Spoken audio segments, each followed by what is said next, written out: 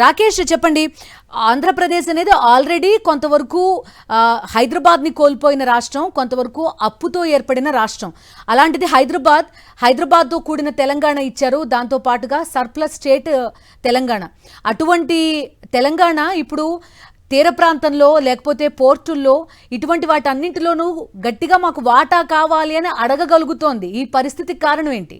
ఖచ్చితంగా, ఎందుకంటే కొన్ని కీలక అంశాల ఎజెండాగా ఒక వ్యూహం ప్రకారం తెలంగాణ ప్రభుత్వం ఎత్తుగడ వేసింది. మొదటగా నిజానికి 9 అలాగే 10వ షెడ్యూల్తో పాటు కొన్ని విభజన చట్టంలోని ఆస్తులకు సంబంధించిన మాత్రమే మొదట ఎజెండాలో తెలంగాణ ప్రభుత్వం చేర్చింది. కానీ ఎప్పుడైతే ఏపీ ప్రభుత్వం కొన్ని కొత్త రకాల డిమాండ్లను తెరపైకి తెచ్చిందో, ముఖ్యంగా సంబంధించి విద్యుత్కు సంబంధించి 7,000 కోట్లు తెలంగాణ ప్రభుత్వం ఇవ్వాలని చెప్పి ఏపీ ప్రభుత్వం ఎప్పుడైతే వాదించడం మొదలుపెట్టిందో, దాని తర్వాత హైదరాబాద్లో ఉన్న కొన్ని ఆస్తుల విషయంలో తెలంగాణ ప్రభుత్వం నుంచి కోరుకుంటుందో, వీటన్నిటి దృష్ట్యా కూడా ఏపీ ప్రభుత్వం ఒక ఎత్తుగడతో ముందుకు వస్తుంది. దీన్ని ఎట్లయినా తిప్పుకొట్టాలన్న ఉద్దేశంతో తెలంగాణ ప్రభుత్వం ఈ తరహా వ్యూహానికి తెరలేపిందని కూడా చెప్పుకోవచ్చు. ప్రధానంగా కూడా ఏపీ ప్రభుత్వం యొక్క డిమాండ్లను కనుక తగ్గించగలిగితే కొంతమేర సక్సెస్ కాగలుగుతాం అన్నది తెలంగాణ ప్రభుత్వం యొక్క ఆలోచన.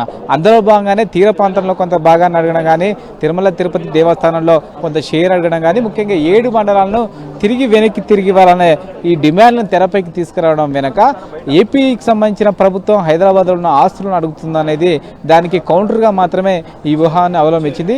ఎప్పుడైతే ఏపీ ప్రభుత్వం ఈ హైదరాబాద్ ఆస్తులను కనుక మేము అడగమని నిర్ణయానికి వస్తుందో, అప్పుడు తెలంగాణ ప్రభుత్వం కూడా తీర ప్రాంతానికి సంబంధించి కొంత వాటా అడగడం కానీ, పోర్టులకు సంబంధించి షేర్ అడగడం కానీ, టీటీడీలో షేర్, వీటన్నిటి కూడా విరమించుకోవాలనే ఉద్దేశంతో తెలంగాణ ప్రభుత్వం ఈ యొక్క వ్యూహానికి, ఈ ప్రతిపాదనకు సిద్ధమైంది. ఎత్తుగడకు సంబంధించి కానీ కొంత సేఫ్ జోన్ గేమ్ మాత్రమే తెలంగాణ ప్రభుత్వం ఈ ప్రతిపాదనలు సిద్ధం చేసుకుందని కూడా చెప్పుకోవచ్చు. ఇక ముఖ్యంగా తెలంగాణ పరిపాలనకు సంబంధించిన విషయానికి వస్తే, హైదరాబాద్ మినహా మిగతా తెలంగాణ ప్రాంతాల్లో పెద్దగా ఇన్కమ్ జనరేట్ చేసే జిల్లాలు ఎక్కడ కూడా కనిపించట్లేదు, రెవెన్యూ జోన్లు కనిపించట్లేదు. హైదరాబాద్ మీద ఆధారపడి తెలంగాణ మొత్తం ఉంటుంది కాబట్టి హైదరాబాద్కు సంబంధించిన ఆస్తులు ఏపీకి ఇస్తే తమ రెవెన్యూకి సంబంధించిన లోటు ఏర్పడుతుంది. ఇది సరైన పద్ధతి కాదు. ఏపీలో చాలా రెవెన్యూ జనరేట్ చేయగలిగే జిల్లాలు ఉన్నాయి, వాటిల్లో రెవెన్యూ జనరేట్ చేసుకోండి, కానీ తెలంగాణకు సంబంధించిన ఉమ్మడి ఆస్తుల విషయం జోలికి రావద్దనేది తెలంగాణ యొక్క ప్రభుత్వం యొక్క అభిప్రాయం, ఆలోచన. ఇదే అంశాన్ని సీఎం రేవంత్ రెడ్డి కూడా అవకాశం కనిపిస్తుంది. ముఖ్యంగా విభజనకు సంబంధించి విభజన చట్టంలో పేర్కొన్న అంశాలు కానీ, అలాగే 9-10 సంబంధించిన షెడ్యూల్లో ఉన్న రాకేష్, గతంలో ఈ 7,000 కోట్ల విద్యుత్ బకాయిలు అనేవి ఏవైతే ఉన్నాయో అవి ఇవ్వడానికి గతంలో కేంద్రం రికమెండ్ చేసింది.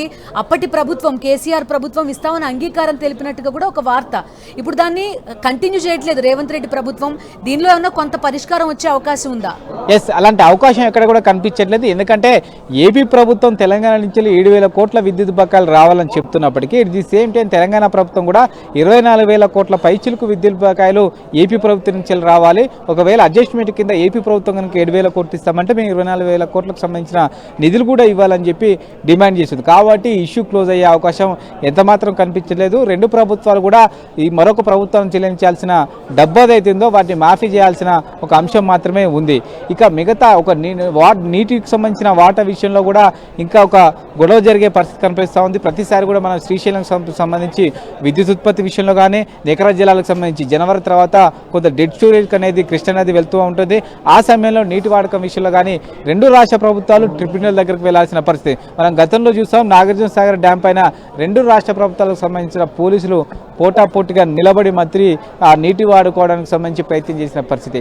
ఇలాంటి వివాదాలకు సంబంధించి పులి స్టాప్ పడాలంటే నీటి వాటాల విషయంలో రెండు ప్రభుత్వాల మధ్య ఒక అంగీకారానికి రావాలి.